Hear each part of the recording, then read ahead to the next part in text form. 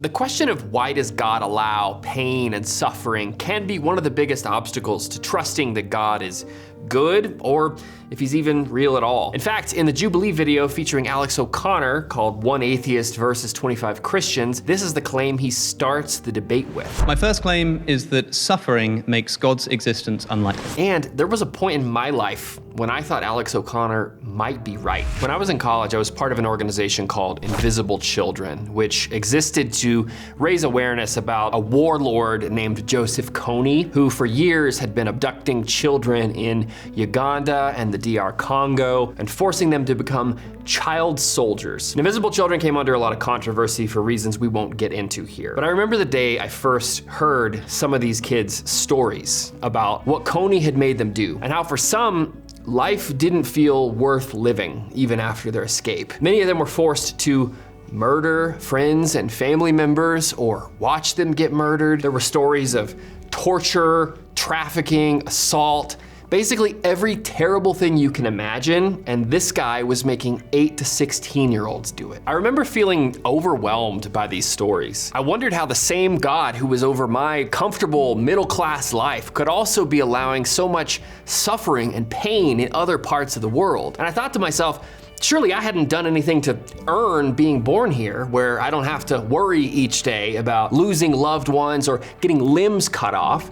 So what could these kids have possibly done to deserve the life they now had to live through? And I thought that maybe one of the intellectually honest ways to respond to this question would be to conclude that maybe there was no God. Maybe everything that happened on this side of the world and on that side was all just a matter of random chance. But then the Lord met me in the midst of my anguish. I'll tell you how at the end of this video. I'm Evan Barber, and this is the Conversation Starter.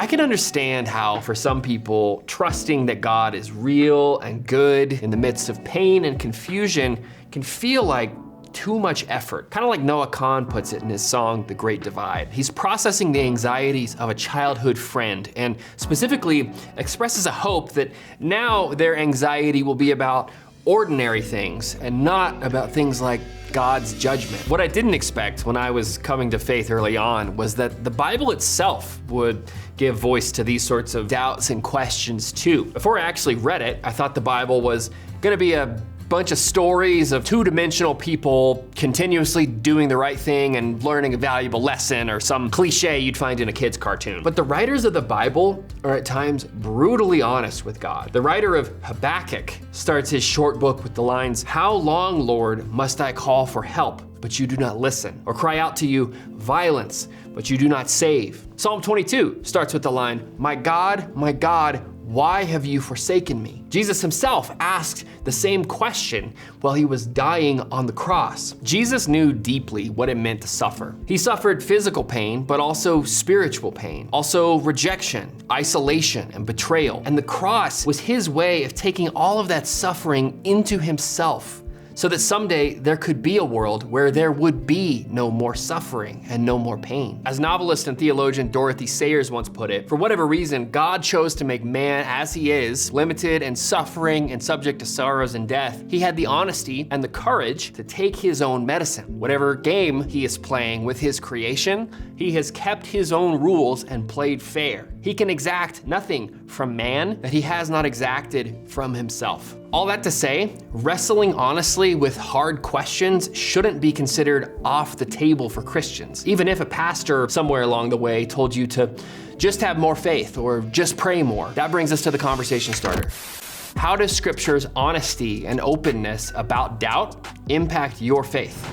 Back to my wrestle with Invisible Children. Eventually, I realized a couple of things. First of all, deciding to become an atheist wasn't gonna change anything about the pain these kids were experiencing. It wouldn't take away their suffering at all. But more than that, I realized that the main reason it was so difficult for me to accept these stories is because they were so different from what my life had been like. I realized that what seemed to me like evidence that maybe God didn't exist at the time, for someone who grew up in a part of the world where this kind of thing happened, in a way, these absolute tragedies might have almost seemed more normal than they would have in my context. I realized that what looked to me like evidence that maybe God didn't exist, could have been the very reason for their faith in God, as they looked to him for hope and for a way out. But to be honest, none of this is what gave me comfort in my experience of grief. None of this convinced me that God still cared about the world. As I sat on the floor in the middle of my